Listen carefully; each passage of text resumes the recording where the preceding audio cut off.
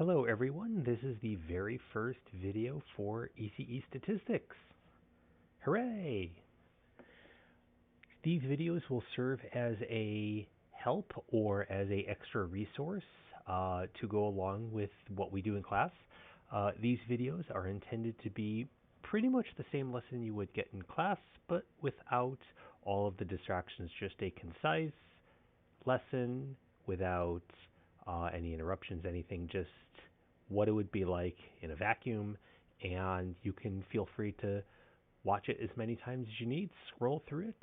If you can watch these if you are absent or if you just need the extra help or study, whatever it is.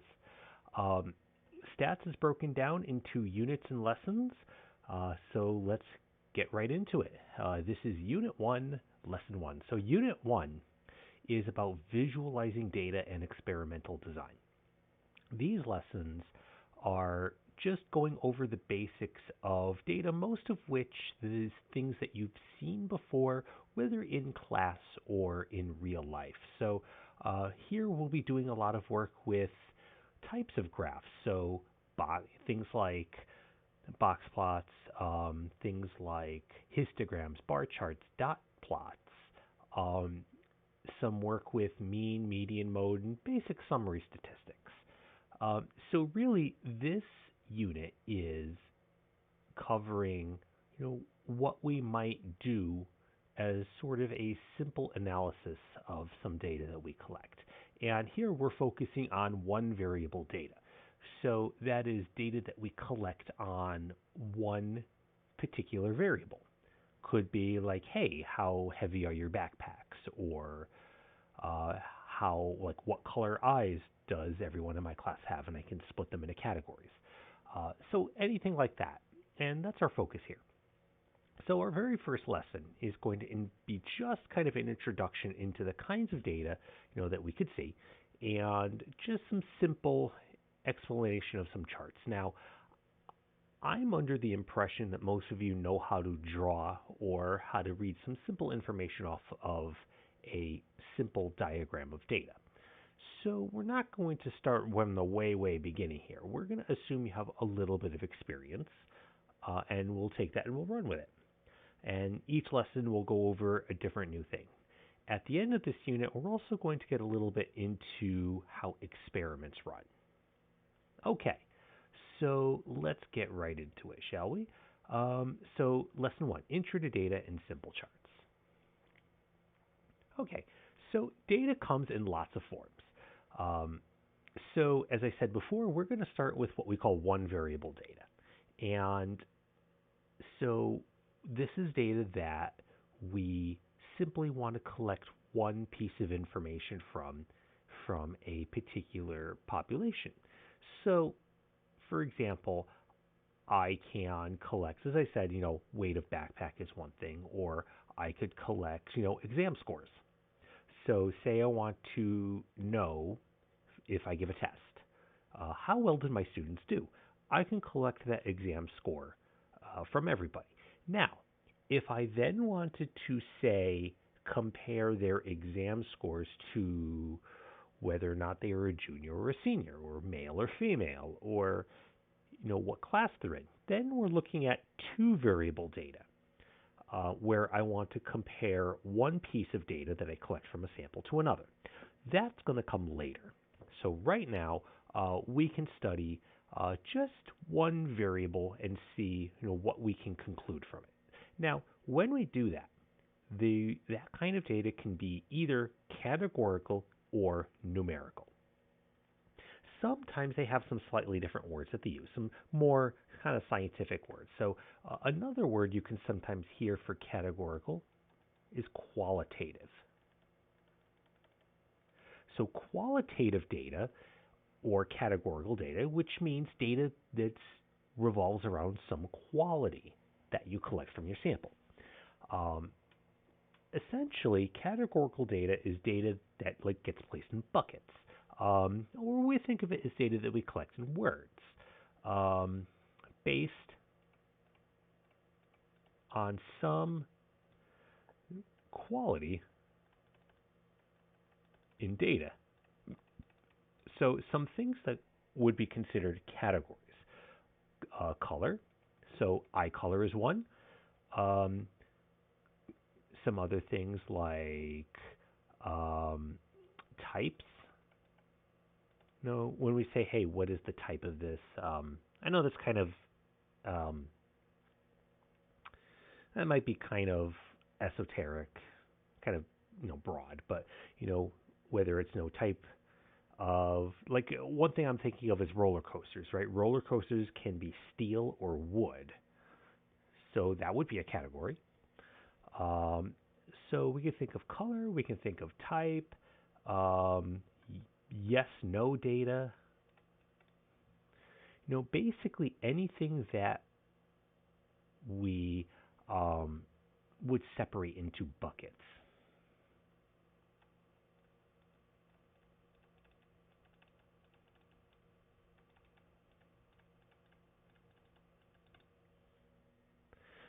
Or some kind of word.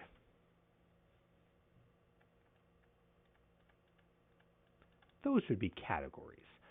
Um, Now, that being said, there are times where even numbers can end up as categories. As you imagine, numerical data is going to be based on numbers, but sometimes numbers can form categories too. Um, a good example of that would be hurricanes.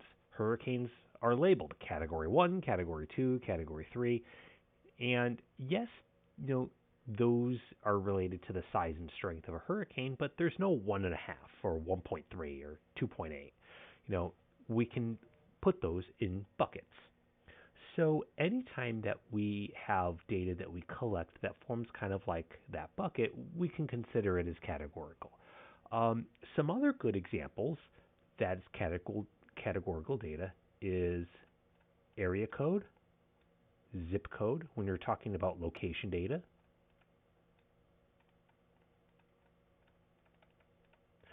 There's lots of things that are considered to be categorical, and it's, as you see it, except for a few rare circumstances that are a little ambiguous, most of the time this is going to be pretty easy to tell. Okay, another situation here, numerical data, you can imagine that that's based on numbers. Now, the magic word, or the scientific word they sometimes use for that, is quantitative. Quantitative, based on quantity, right? Um, so numerical is something where we measure a quantity. So it could be, or I should say, or count. It's something that we can count or measure. Um, and the idea being that, um, you know, different amounts means some sort of quantity, like 3 gallons is less than 4 gallons. Or, if, again, we talked about the weight of backpacks, so a backpack of 15 pounds is heavier than that of 13 pounds. That would be considered numerical because it's based on some sort of quantity. Quantity could either be something that is discrete or something that is continuous. And we'll discuss a little bit more about that as we go along. Bivariate data is data on two variables. Multivariate data is data on two or more variables. So, those are the situations where you collect multiple pieces of information from a sample and want to um, maybe then cross-reference and see if there's any trends between the variables. That's all going to come later when we talk about bivariate data. Okay, so just a few minutes ago we talked about discrete data and continuous data. So when we talk about number data, or what we call quantitative, it's a lot of T's and I's, um, that can be broken down into discrete and continuous. And so this is the breakdown of count and measure. So earlier I said that numerical data are things that we count or things that we measure. Well, we can separate those. Discrete are things that we count, data whose possible values are isolated points on a number line. Often they're integers like 3, 4, 5, 6, like If, I have 3 cars or 4 cars or 5 cars, something like that. Um, but even something like shoe size, which is measured in half sizes, that's also discrete. Um, Another good example is money. So money is in dollars and cents. Now, that's not whole numbers, although you could consider it a whole number of cents. So, if I wanted to study the price of gas at gas stations, and I look at, the 3 stations in town or whatever, and I see one of them's got 367 and another one's got a price of 362 and then another one yet is, 364. Those are discrete pieces of data, even though they involve data, uh, like numbers and decimal points, because they are isolated points that are a cent apart each. We consider that discrete. Continuous data, though, data that can take on any real number in an arbitrary interval. Basically, an easy way to think about it is those are things that we measure. And we report a value with an appropriate precision. It's always going to be somewhat rounded. So things that we measure are time. Oops. Oops. Oh, that was funny. I got switched into eraser by accident. Hang on, let me try that again. Oh, that's neat. Okay, so that works. Okay, cool. Um, so yeah, I was trying to mess around with the buttons on my little stylus, trying to figure out if I could set an eraser button. But okay, cool. Um, so time, length, size, um, height. Those are things that we would be considered as continuous data. Because, for example, something like length, right? Length would be considered continuous data because, you may measure the length of something and you may put the ruler up to it and be like, oh, it's 7 inches long. So, for example, like maybe the length of your hand is 7 inches long. Well, is it really exactly 7 inches? No. It's probably a number that's close to 7 inches, and you're just rounding it to 7 inches for convenience.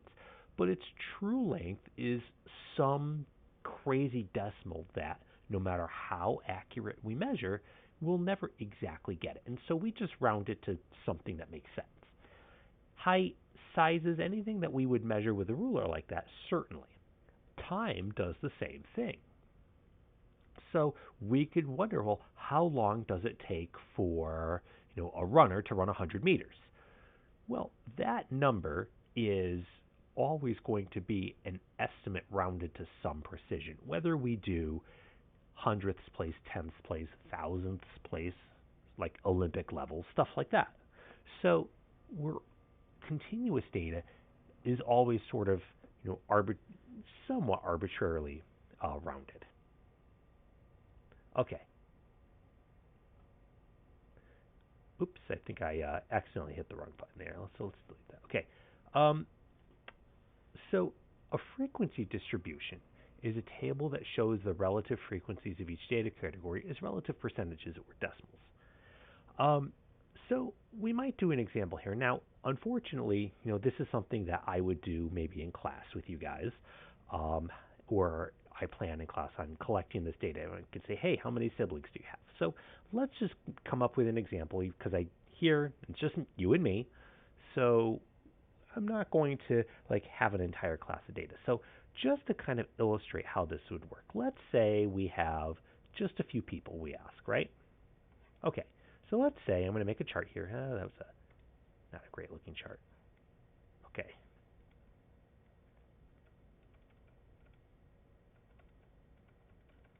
So I might ask a few people how many siblings you have. So, well, what's possible? 0, 1. You can't have half a sibling. Well, I suppose you could. Hmm.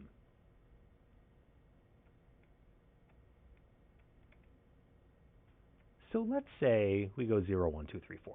Now, could people have more than 4 siblings? Sure. Um, so what I would do in class is we would have to define what a sibling is, because there's always going to be that inevitable question of, well, who counts as a sibling? Do half siblings count? Like, what if they have different parents? So generally, what I would define them as they are relatives that share at least one parent, that you would consider. Like if you said, "Hey, who's that?" and you say, "Yes, it's my brother or sister." Like if you fully believe, like you would treat them as your brother and sister, I would say count them. It could be people that you have lived with. Um,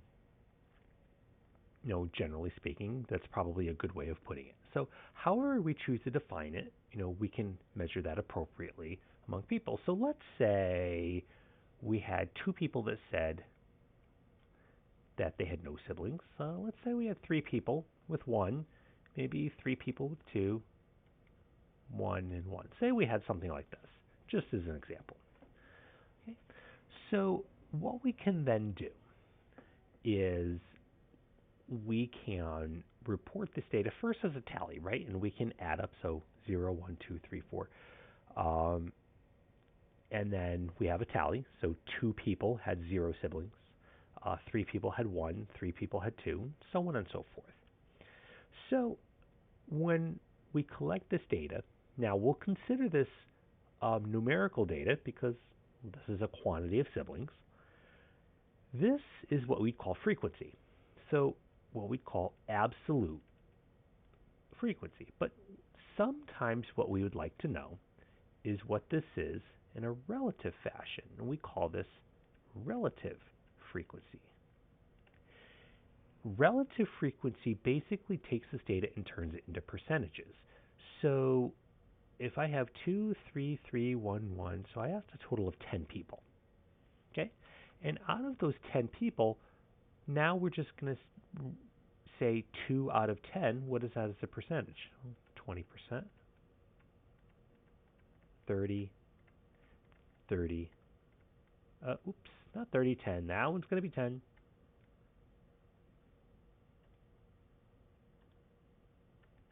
10%, 10%.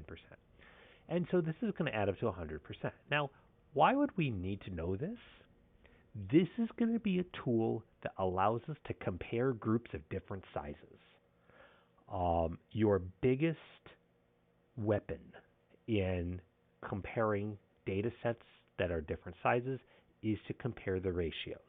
Because if you have two groups, let's say you have more seniors than juniors in your sample, and your seniors just have a lot more people that have lots more siblings, that's not going to mean a higher percentage or anything. We may want to know, in order to compare the two, just like what proportion of each class has 0, 1, 2, 3 siblings, whatever. So relative frequency is always used to compare groups of different sizes.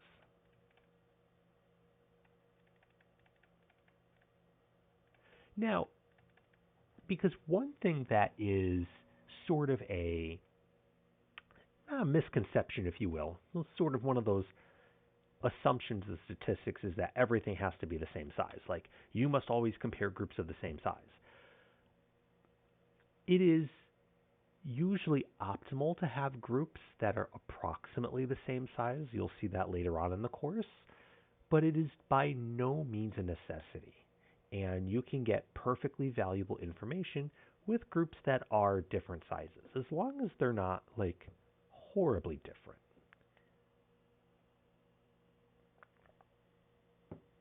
One thing is, your data will still be only as good as the size of your smallest data set. But again, we'll come up with that as you go through. Okay, a few other things that we can talk about here. Bar charts versus histograms. Okay, so one thing that you've probably seen bar charts, you've seen histograms before, right?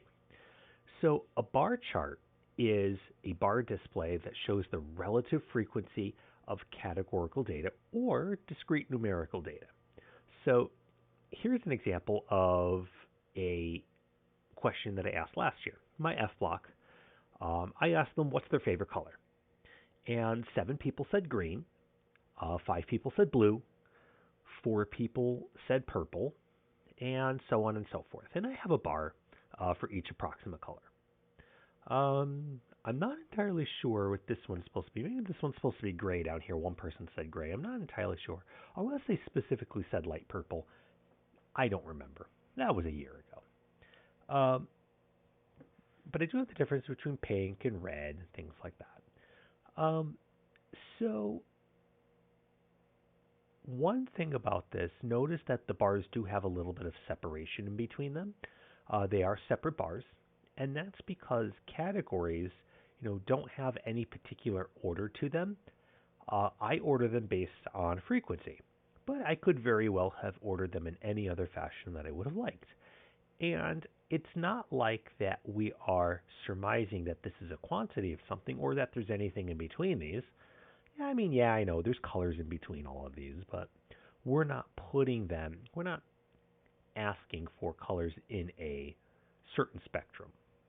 Like, okay, 7 people may like green, but we're not saying that, like, hey, this person likes hunter green, and this person likes olive green, and this person likes light green. Like, we're not going to split it down that far, at least not with this data. So this is exactly what my responses were. And so we have a separate bar for each one. That's what makes it a bar chart. A histogram, the difference with a histogram is a histogram covers numerical data that may or may not be continuous. So histograms, you're going to see those a little bit later on, but histograms are really intended to show quantity. And the one thing about histograms is they tend to show ranges of things. So we'll see that a little bit more on as we go through. So histograms are more for like ranges of numbers. Bar charts more show frequency and like category data. But whenever you look at a graph, remember that you always need titles, you need labels, you need axis labels. And so those are always going to be either given to you or you'll have to draw one yourself. Mostly in this class, you will be analyzing data that's already given to you. So you won't often have to draw your own graphs. That takes a long time. But instead, like you have to be able to read the title and understand what the graph is referring to. Understand that the y-axis is frequency, this axis is colors, and says, hey, these are the colors that my F block responded with. So we can pick all of that up from the information that's given to us. Without the labels, without the title, you would not know what this graph is referring to. Okay, another kind of graph that we sometimes can see is called the dot plot. And we actually did this in class a few days ago. If you remember when we did the Love is Not Blind activity, we stacked dots on a number line. That is a dot plot. So dot plots will look at the end somewhat similar to, say, a bar chart or a histogram, because instead of bars, you just have stacks of dots.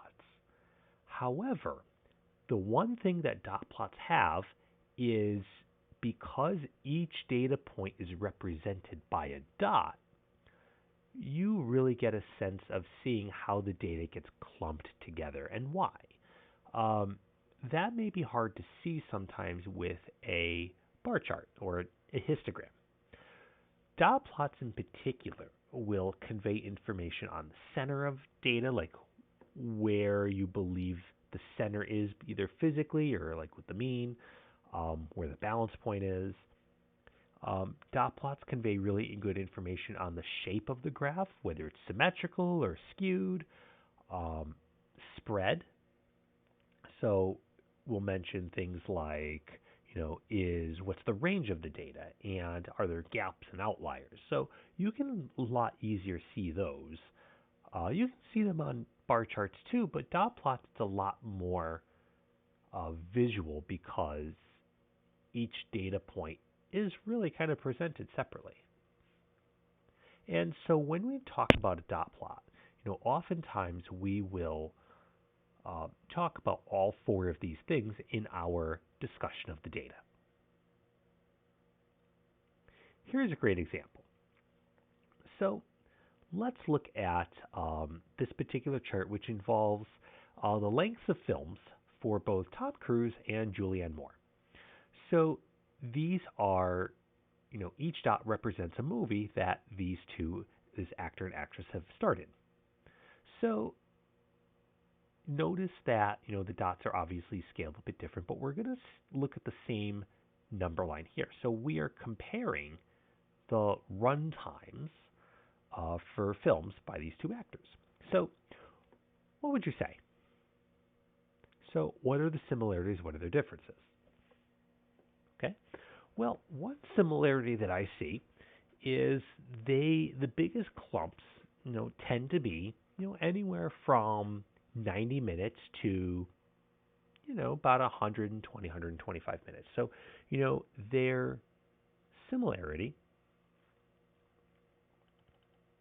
so similar typical length of, say, 90 to like 125 minutes. Okay? So that's pretty clear for, like, if you look at Tom Cruise, that's his exact range. Julianne Moore's movies were approximately the same range, just maybe a little bit wider, maybe 85 to 130.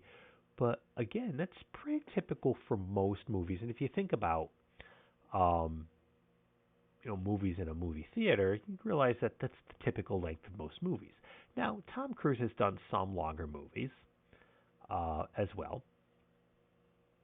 Tom Cruise, though, has done more longer movies than Moore has, right?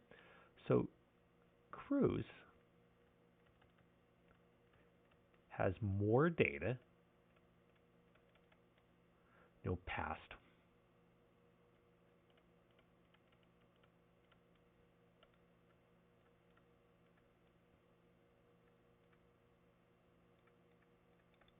more spread out like that. However, Julianne Moore does have this interesting dot here, has this one outlier. An outlier at 15 minutes.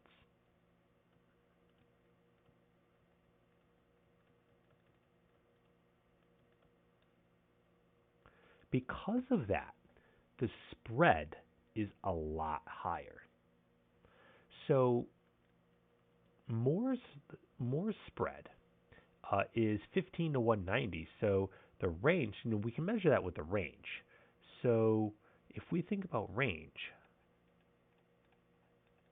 so Moore has a range of what appears to be about 175, which is 15 to 190. But for Cruise, that range is 90 to 190.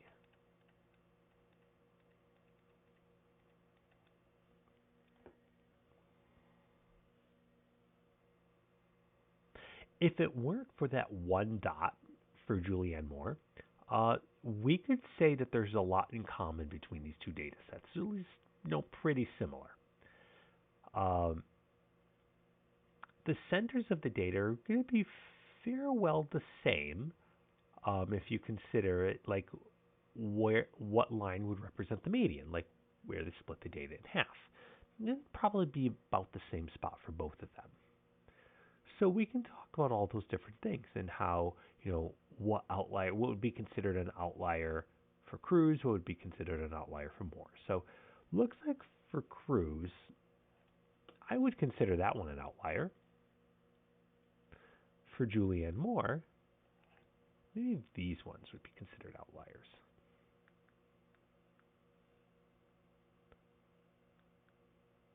So interesting to note there.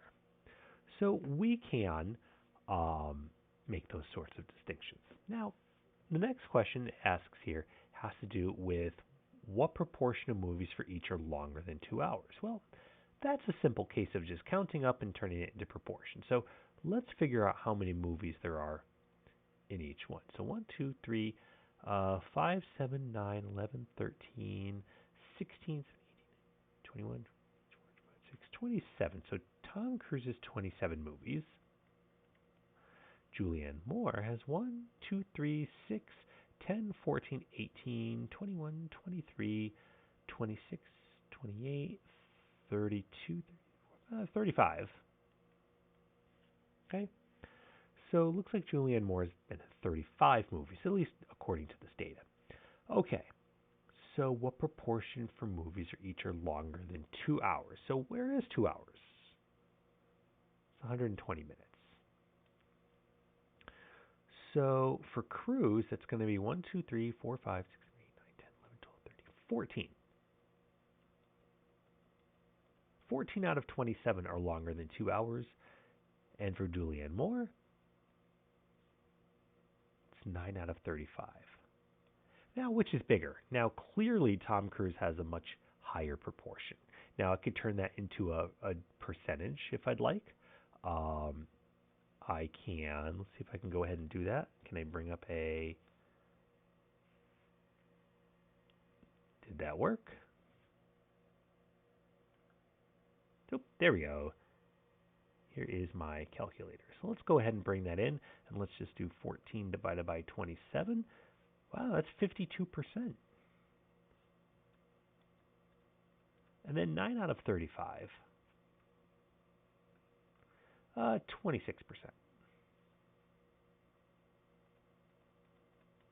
So again, here's what I was saying about percentages. Their movie quantity for each actor is a different size.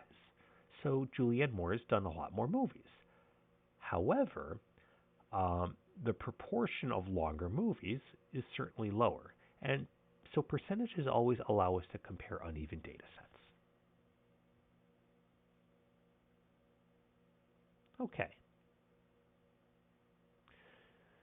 Now, there's some other kinds of data that we can mention too. Um, Another good type of data that you can run into is called paired data. Um, this is bivariate data in which each data point of one variable is paired with a data point from the other. Essentially, this refers to situations where you're collecting two pieces of data from the same person, and so they're automatically connected. A great example of this is if you want to see the effects of something. So, like, you have one person perform a trial, like maybe um, doing an exercise on one day, and then taking a rest, maybe providing them with some kind of treatment, like medicine or something, or you want to test, a sports drink, and then you give them an exercise on another day. And the data that you collect from those exercises would be paired to that person. And with paired data, what you're looking generally for is for some noticeable difference between the two data points in a pair. Um, so the one part that is really important about pairing data like that is not only can you tell if one treatment has a bigger effect than another, say, exercise 1 versus exercise 2, um, you could say, hey, exercise 2 all got better results. But at the same time, you can also see whether or not it has any sort of effect at all above a baseline.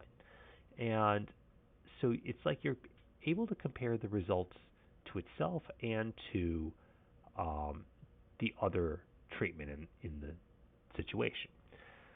So, you could,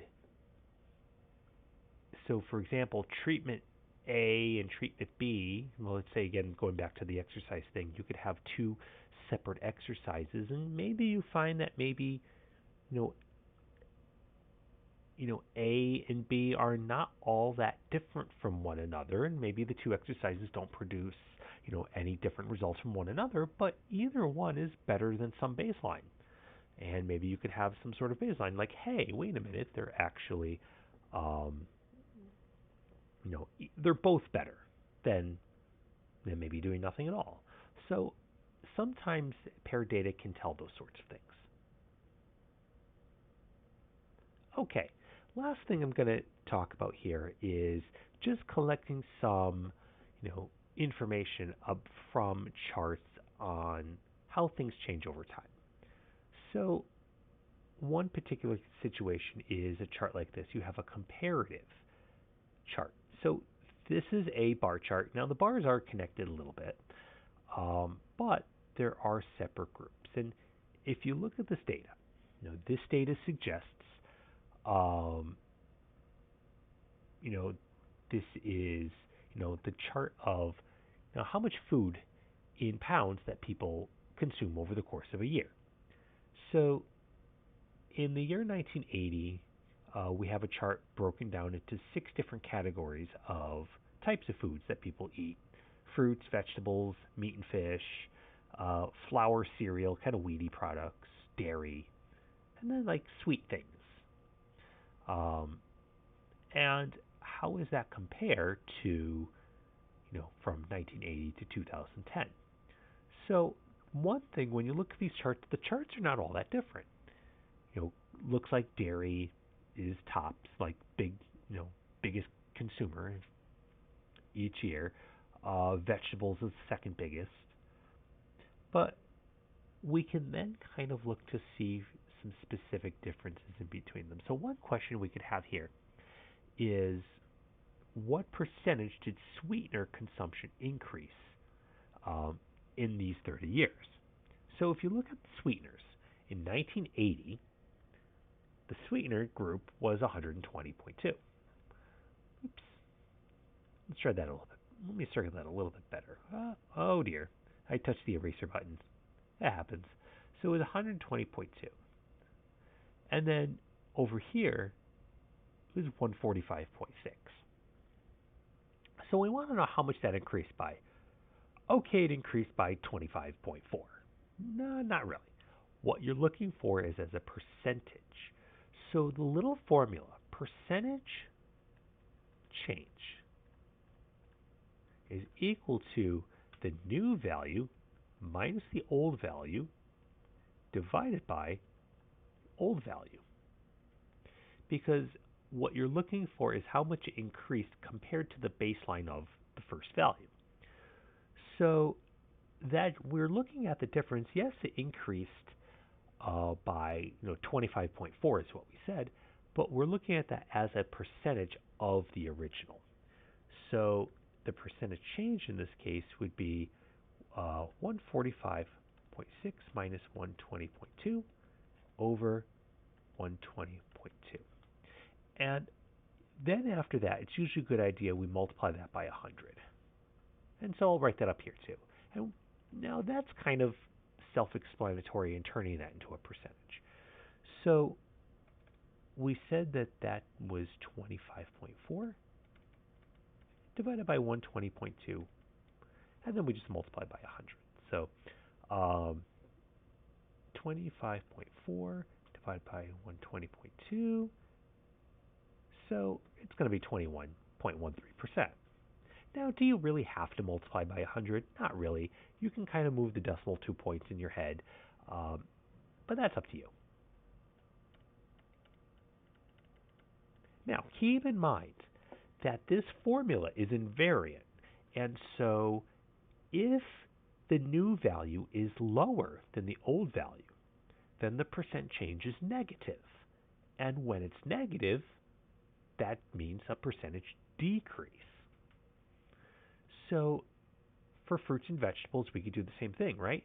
Now, this will also be an increase because you'll do 428.3 minus 353.1, and you'll divide by 353.1.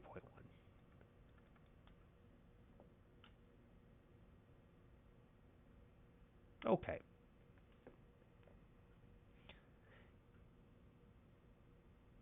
Now, another way you can do this, some people I've seen in the past kind of simplify this, and if you divide both of them by old, what you have is new divided by old minus 1. You could technically do that too, but I try to avoid that. It makes more sense to kind of think of it this way. So let's try that. So the values are 428.3 minus 353.1, 75.2 we divide by zero point 0.1. So it increased by 21.3%.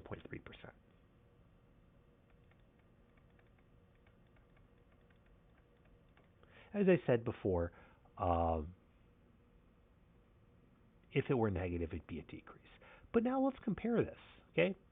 Clearly, both values increase by a very similar amount, within just a fraction of each other. So both fruit, vegetables, actually we just did vegetables, and sweetener, they both increased by exactly the same amount. I'm looking at fruit, and you can try fruit on your own. And that looks like it's going to have a slightly different increase because you're only going from 269 to 279.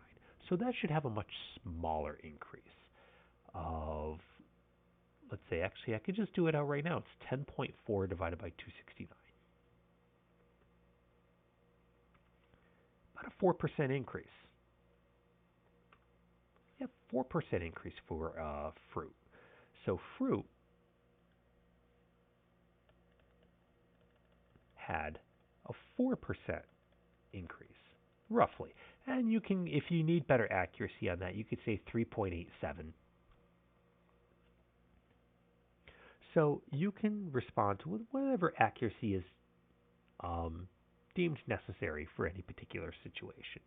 Um, this is, again, just like what happened in discrete. Sometimes the rounding, there's no strict rounding rules here, so you kind of round to whatever you think is most appropriate for a given situation. Okay, guys. I think that's about it. Yep, that's the last slide. Um, so really, at that point, just you know, here's a little bit of an introduction to some data and a few things that you can do with it. As we keep going on lessons, we'll learn about some other data types and some more tools. Hope you have a good night and take care.